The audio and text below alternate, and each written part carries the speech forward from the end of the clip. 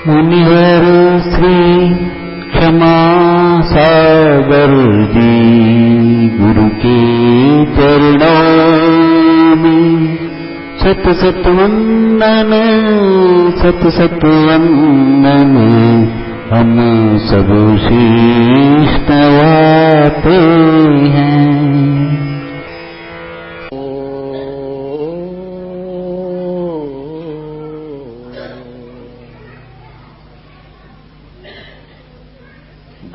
बीजांकुरजनना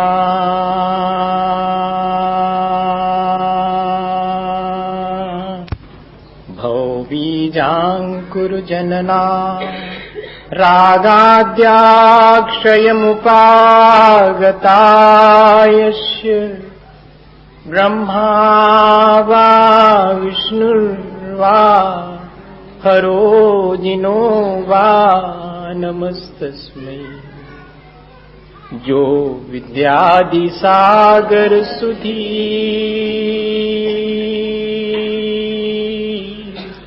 जो विद्यादि सागर सुधी गुरु हैं हितैषी शुद्धात्म में निरत नित्य हितोपदेशी।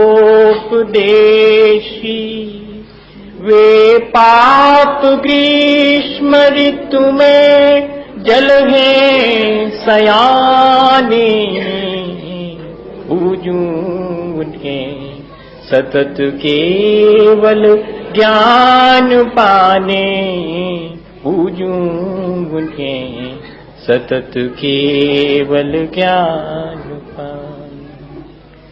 बोले भगवान महावीर स्वामी की, आचार्य कुंद कुंद स्वामी की, आचार्य गुरुवर विद्यासागर मुनि महाराज की।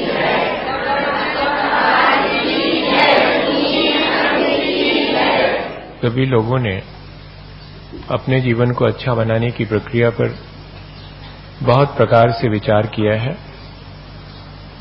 और हमने ये जाना है कि जिसका जीवन जितना निराकुल है, जितना निश्चिंत है, जितना निर्भय है, वो जीवन अच्छा है।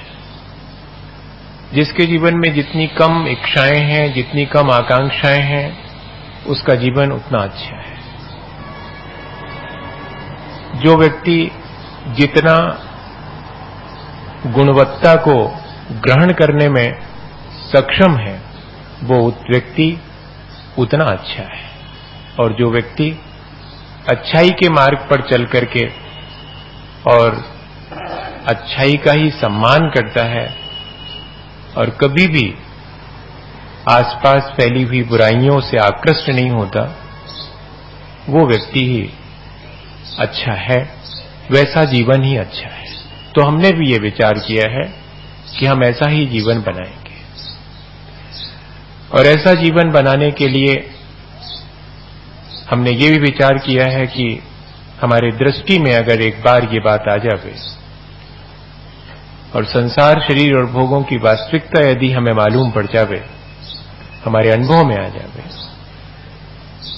तो ये सारी चीजें हमारे जीवन में आसानी से उपलब्ध हो सकती हैं।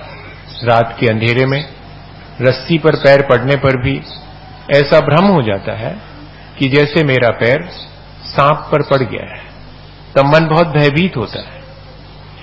अपने जीवन के बचाने की आकांक्षा उत्पन्न होती है, अपने शरीर के प्रति मोह जागृत होता है और सारा संसार बेमानी मालूम पड़ने लगता है उन क्षणों में कि प्राण बच जाएं किसी भी तरह से। लेकिन यदि जरा सी रोशनी हो जाए और उस रोशनी होने पर यह दिखाई पड़ जाए कि अरे ये सांप नहीं है, ये तो रस्सी है, तब भय कहां गायब हो गया? था ही नहीं, एक भ्रम था। ऐसे ही संसार में शरीर के प्रति, संसार की सुख दुख के प्रति और अपने भोग विलास की सामग्री के प्रति हमारे मन में जो भ्रम है कि इन सब से मुझे सुख मिलेगा, यदि वो भ्रम टूट जाए तो हम इस संसार में सुख दुख के बीच भी निराकुल होकर के, निश्चिंत होकर के, निर्भय होकर के अपना जीवन क्या व्यतीत नहीं कर सकते। फिर जब जिस चीज में सुख नहीं है उस चीज को पाने की आकांक्षा क्या मेरे भीतर उत्पन्न होगी? जिस शरीर की अपवित्रता और नश्वरता का भान मुझे हो जावे उस शरीर से क्या मैं आसक्त होऊंगा? या कि जो शाश्वत है और हमेशा अपने विकास में सक्षम है, ऐसी चेतना की तरफ मेरी दृष्टि जाएगी या कि शरीर की तरफ जाएगी? और जिससे मेरा उत्थान होता हो मैं वैसे मार्ग पर चलूंगा या कि जिससे मेरा पतन होता हो मैं वैसे मार्ग पर चलूंगा? मैं किसकी प्रशंसा करूंगा? मैं सच्चे मार्ग की प्रशंसा करूंगा, मैं बुरे मार्ग पर एक कदम भी नहीं रखूंगा। ये सारी चीजें हमारे अंदर ऑटोमेटिकली आती हैं यदि हमें ये बोध, ये अनुभूति हो जावे, ऐसा हमारे भीतर विश्वास जागृत हो जावे संसार, शरीर और भोगों के प्रति, उनकी वास्तविकता के प्रति। तो हमने पिछले दिनों यही किया है और हमने अपने जीवन में यह अनुभव किया है कि हाँ, सचमुच धीरे धीरे निराकुलता और निश्चिंतता आ रही है। पहले तो छोटी छोटी बातें भी विचलित कर देती थीं, अब संसार की ये छोटी छोटी बातें मुझे मेरे मार्ग से विचलित नहीं करती। मुझे संसार की कोई आकांक्षा इतनी अधिक बाध्य नहीं करती है कि मुझे मेरे कल्याण में बाधा उत्पन्न कर सके। अब मैं लोगों के शरीर की तरफ और अपनी भी देह की तरफ कम देखता हूं। मैं अपने चेतना और आसपास लोगों के भीतर जो चेतना की विकसित अवस्था है उसकी तरफ ही देखता हूं। अब लोग मुझे भ्रमित नहीं कर सकते, मुझे सच्चा मार्ग मालूम पड़ गया है। अब चाहे जितने और रास्ते कहीं भी जाते हों, मुझे उनसे कोई मतलब नहीं है। मैं अपने एक रास्ते पर सीधा, एक अकेला भी मुझे चलना पड़े तो मैं चलने के लिए तैयार हूं। इतनी तैयारी तो अपन ने पिछले दिनों कर ली है, लेकिन ऐसा करने के बाद भी संभव है कि उस सच्चे रास्ते पर, उस अच्छे बनने के रास्ते पर चलते समय हमसे या कि किसी और से कोई भूल हो जाए, कोई गलती हो जाए। स्वयं शुद्धस्य मार्गस्य वाला शक्त जनाश्रयाम वाचताम यत् प्रमार्जन्ति तद वदन्त्युपगूहनम। तब फिर मेरा क्या दायित्व है? मेरे भीतर दृष्टि की निर्मलता आने पर मेरे भीतर किस तरह की गुणवत्ता पैदा होनी चाहिए, ऐसी सिचुएशन क्रिएट होने पर, ऐसी कंडीशन बनने पर मैं सच्चे मार्ग पर चल रहा हूं और लोग भी सच्चे मार्ग पर चल रहे हैं, लेकिन इसके बावजूद भी बाल अशक्त जनाश्रयाम वाचितम। तब संभव है कि उनकी अज्ञानता से, उनके प्रमाद से, उनकी अपनी कमजोरी से और कोई गलती हो सकती है, कोई चूक हो सकती है, कोई दोष उत्पन्न हो सकता है, लेकिन ऐसा होने पर भी मेरी दृष्टि की निर्मलता मुझे इस बात की तरफ प्रेरित करती है कि मैं दोष दर्शन ना करूं। हम सबके साथ ये मुश्किल है कि हम कितनी भी धर्म की बातें दोहरा लें, धर्म की क्रियाएं दोहरा लें, अपने को धर्मात्मा मान लें, लेकिन इसके बाद भी दोष दर्शन की प्रवृत्ति नहीं जाती। तो हम उसके कहां कमी है इस बात की तरफ देखते हैं। देखें, अपन अगर अपने परिवार में कोई व्यक्ति थोड़ा सा आगे आकर के और उपवास इत्यादि की साधना करने का प्रयास करे और शाम होते न होते उसके चेहरे पर थोड़ी म्लानता आ जावे या कि उसके मुंह से अचानक ये निकल जावे कि भूख की वेदना बहुत तीव्र है, तब शायद उसकी पीठ पर हाथ रख के ये कहने वाला कोई नहीं मिलेगा कि तुमने 12 घंटे आसानी से निकाल दिए, बस थोड़ी सी और रात शेष रही, इतना और कर लो, मैं तुम्हारे साथ हूं। बल्कि ये कहने वाले मिल जाएंगे, कहा किसने था, और करो, जब होता नहीं है तो करते क्यों? यह प्रवृत्ति हमारी दृष्टि की निर्मलता को मलिन करने वाली दृष्टि है। और हमने अक्सर इस चीज को देखा है हर जगह कि कभी कोई अच्छे रास्ते पर आगे बढ़ता है तो लेग पुलिंग, टांग खींच वाली नीति। वो क्यों आगे बढ़ रहा है, क्यों वो अधिक अच्छा बन रहा है, क्यों वो गुणवान बन रहा है, क्यों वो मेरे से आगे निकल रहा है, ये जो एक प्रवृत्ति हमारे भीतर है वो हमारी दृष्टि की निर्मलता को गड़बड़ाती है, हमारे श्रद्धान में वो दोष उत्पन्न करती है। इस पर हमें विचार करना चाहिए मोक्ष मार्ग या कि सच्चाई का मार्ग तो शुद्ध है, स्वयं शुद्धस्य मार्गस्य। लेकिन क्या करें, कोई अज्ञानी है, कोई कमजोर है, अभी बिल्कुल बिगिनर है, अभी शुरुआत कर रहा है, संभव है कि उससे कोई चूक हो सकती, उससे कोई भूल हो सकती, उससे कहीं कुछ गलती हो सकती है। इन्फॉर्मिटीज है, किसके भीतर नहीं है, अनादिकाल का संस्कार है। लेकिन मेरा फर्ज क्या है, मेरा फर्ज यह है कि मैं उसके दोषों को इग्नोर करूं, मैं उसके दोषों को अनदेखा करूं, मैं उसके दोषों को देखने की चेष्टा ना करूं, अगर दिख भी जाएं तो उन्हें अनदेखा करूं। और इतना ही नहीं, मैं उन दोषों को कैसे दूर हो सकते हैं इस बात की चिंता करूं, इस बात के लिए प्रयत्न करूं, अपने भी और दूसरे के भी, ये दोनों जगह की बात है।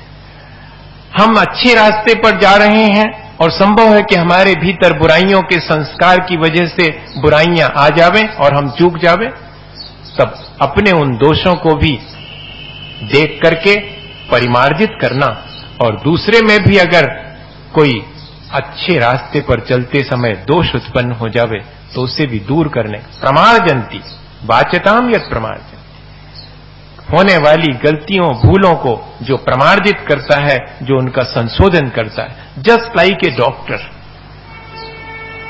एक डॉक्टर की तरह, एक चिकित्सक की तरह, जो उनके रोगों की जैसे वो चिकित्सा करता है। कभी किसी डॉक्टर को आपने चौराहे पर माइक लगाकर ये कहते सुना कि ये देख लो भैया जी को टीबी हो गई, इनके लक्षण तो देखो, ये देख लो इनको कैंसर हो गया, ये ऐसे रोग में ग्रसित हो गए हैं, ऐसा कहते सुना कभी? अरे रोगी भी अगर पूछे ऐसा रोग हो जाने पर कि डॉक्टर साहब क्या हो गया मुझे, कुछ नहीं हुआ, सब ठीक हो जाएगा, 8-10 दिन दवाई खाओ।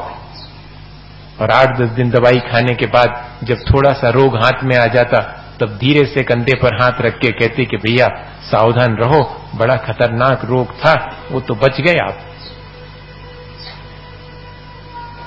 वो दोषों को कैसे प्रमार्जित कर रहा है, और हम तो अगर किसी सच्चे रास्ते पर चलने वाले की कोई भूल चूक दिखाई पड़ जाती है तो चौराहे पर खड़े होकर के, असल में होता क्या है इससे हमारे अंदर 2-3 चीजें होती हैं।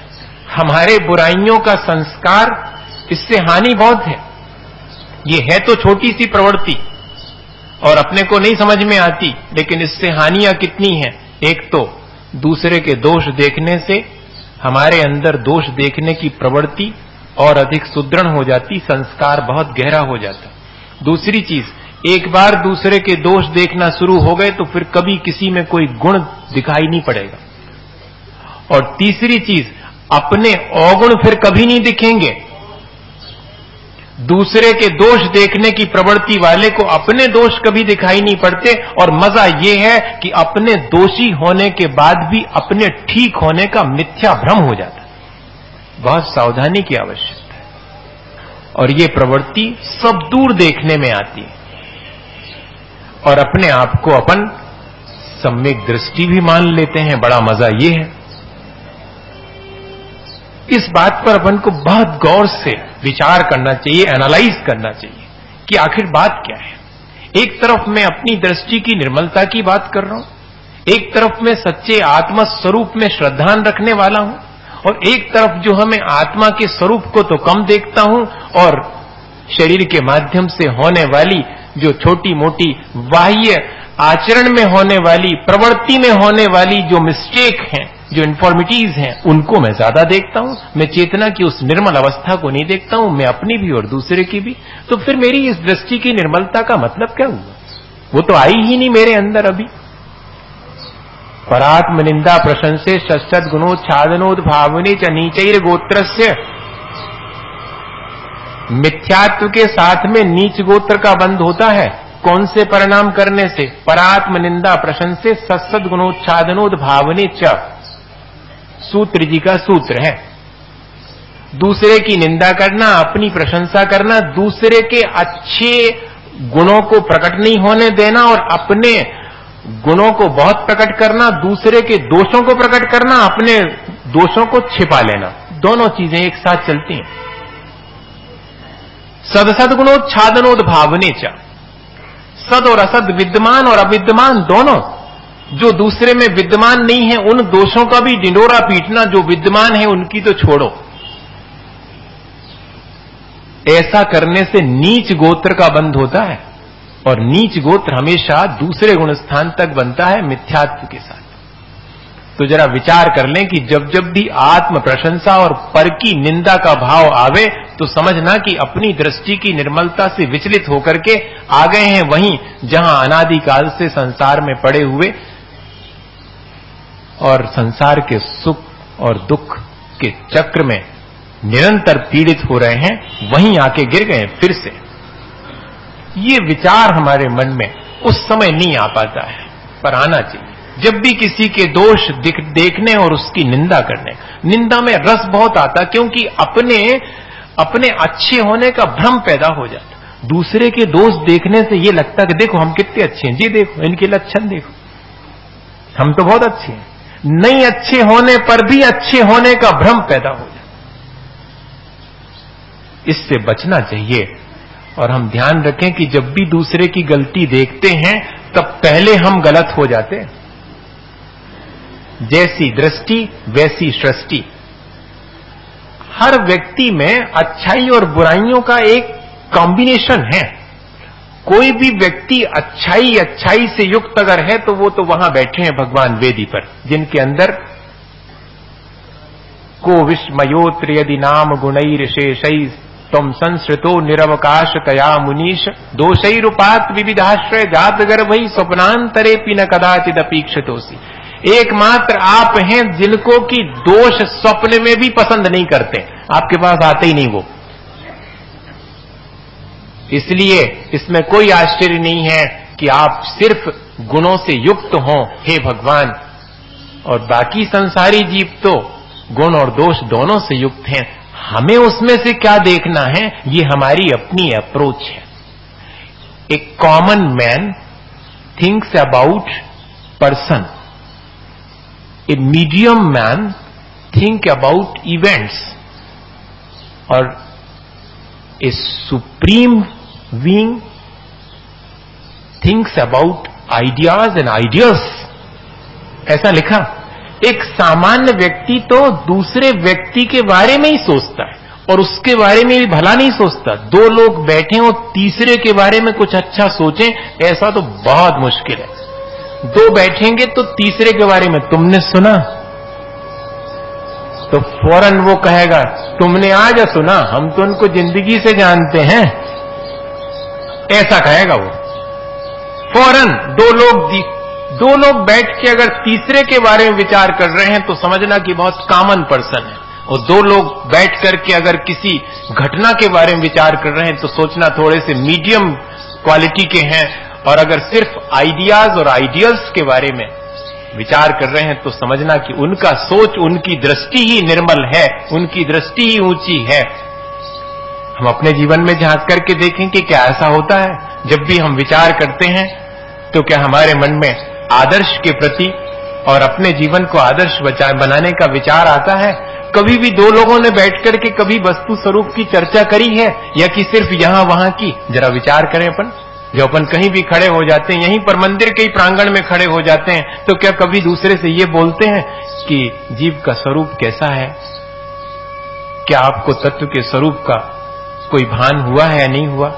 आज तो मैंने जो है ग्रंथ में एक बहुत सुंदर सी बात पढ़ी थी। आप पसंद करें सुनना तो आइए जरा अपन खड़े होकर के और आपस में बात कर लें।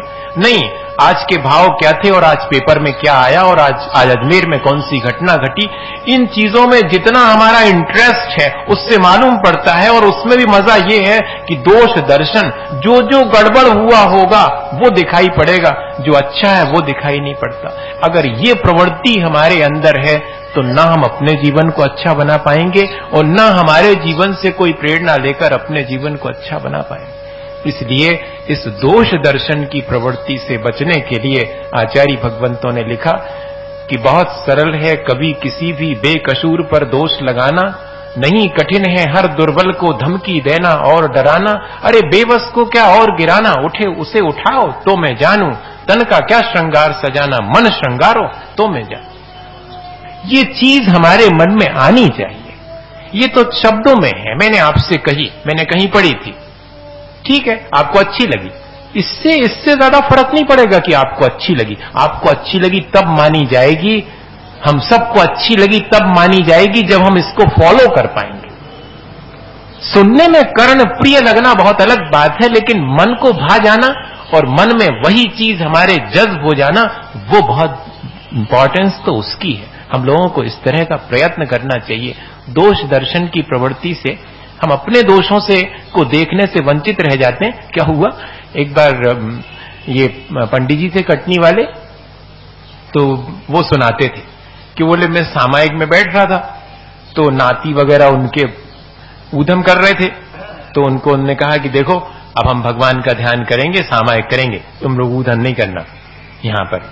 तो बच्चे हैं, उनने दादाजी के सामने हंस दिया, हाँ नहीं करेंगे नहीं करेंगे, दादाजी आप तो करो सामायिक।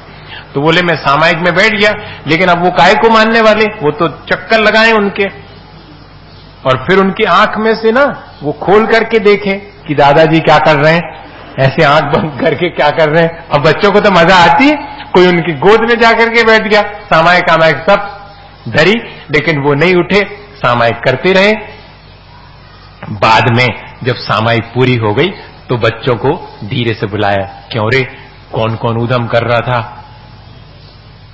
अब बच्चे होशियार बहुत होते हैं, सब समझते हैं, तो उसमें से एक कहता है उठ करके जल्दी से, दादाजी भगवान नहीं बन सकते, दादाजी भगवान नहीं बन सकते। अरे हम पूछ रहे हैं कि कौन कौन ऊधम कर रहा था, सो बता नहीं रहे, और कह रहे दादाजी भगवान नहीं बन सकते। अच्छा बताओ मैं क्यों नहीं भगवान बन सकता?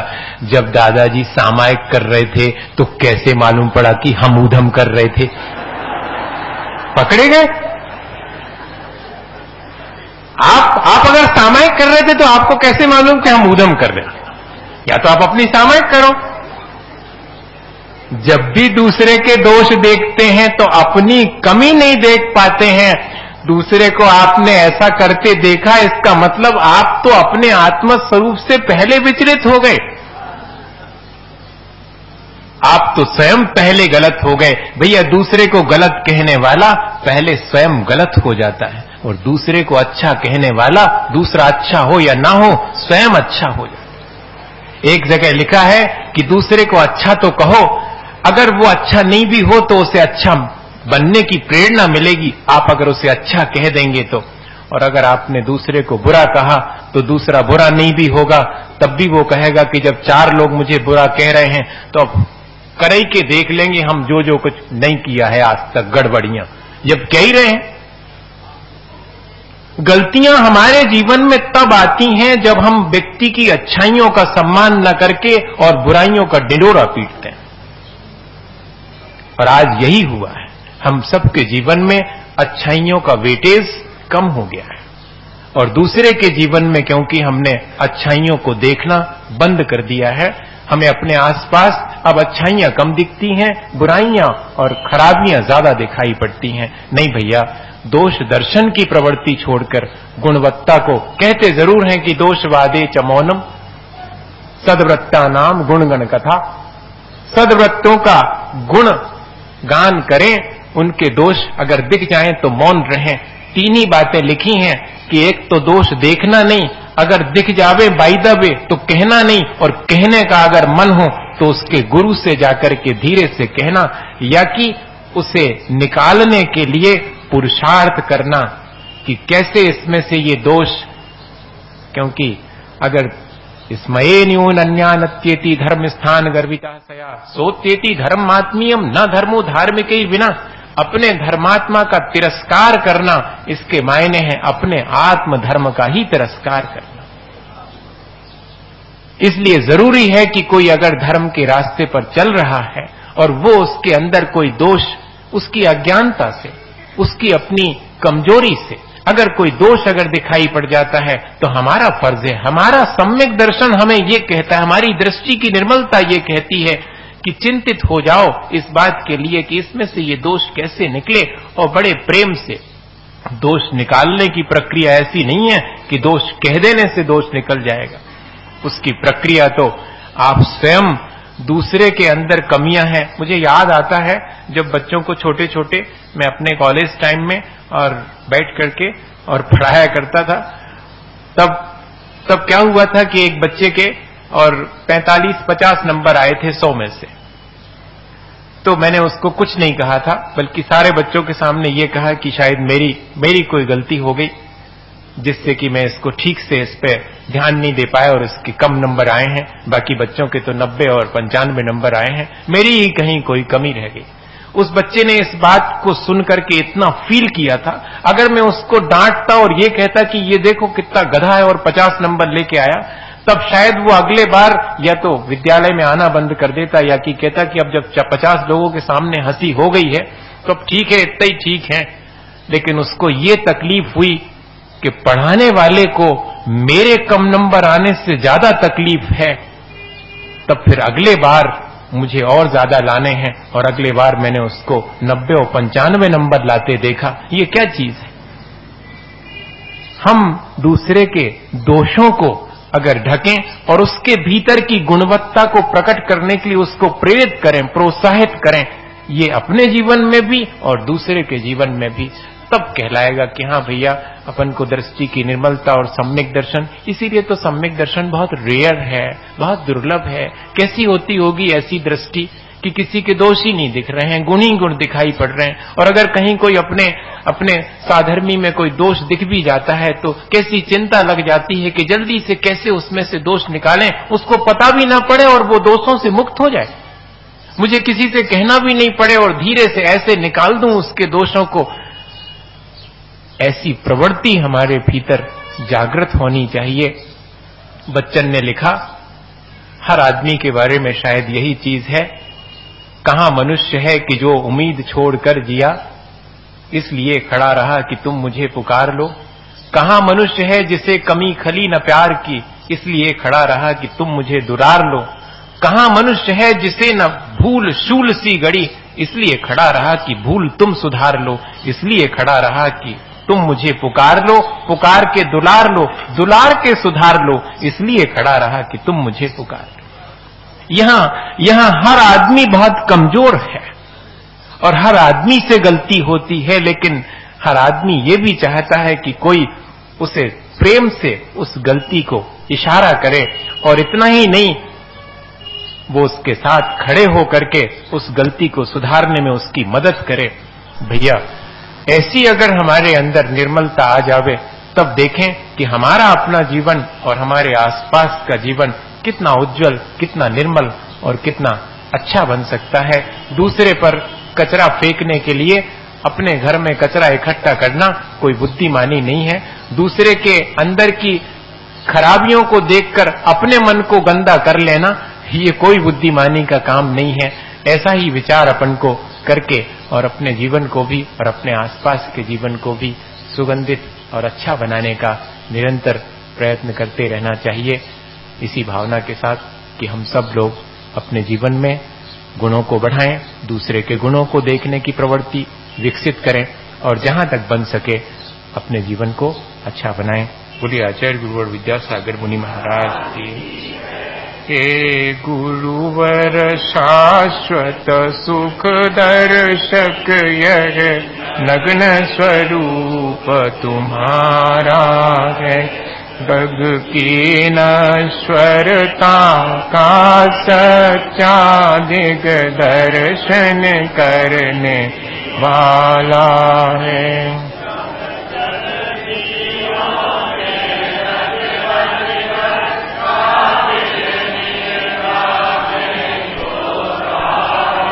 अथवा वह शिव के निष्कंटक पथ में विषकंटक बोता हो।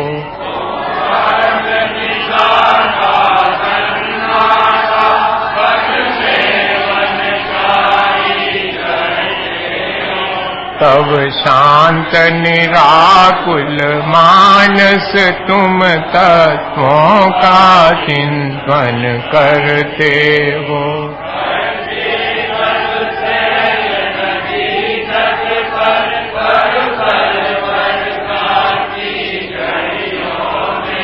समतारस पान किया करते सुख दुख दोनों की घड़ियों में।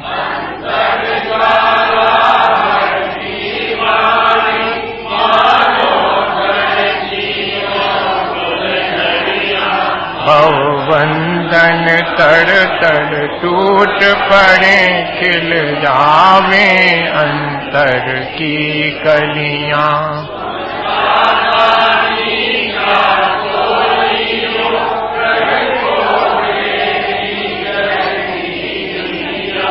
दिन रात लुटाया करते हो शम शम की अविनश्वर मणियां।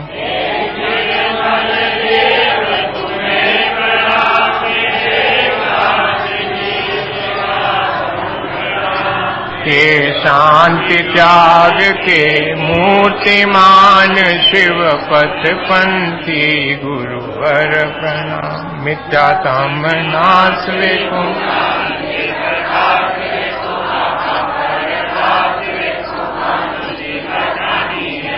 चौहों द्रव्य जान वेखो बंदे विध बान वेखो सफर पहचान वेखो परम प्रमाणी है।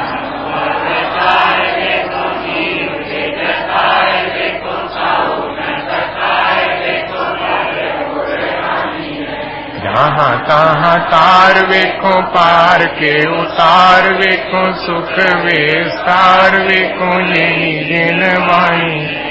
जा वाणी के ज्ञान ते सूझे लोकालो सो वाणी मस्तक नमो सदा दे।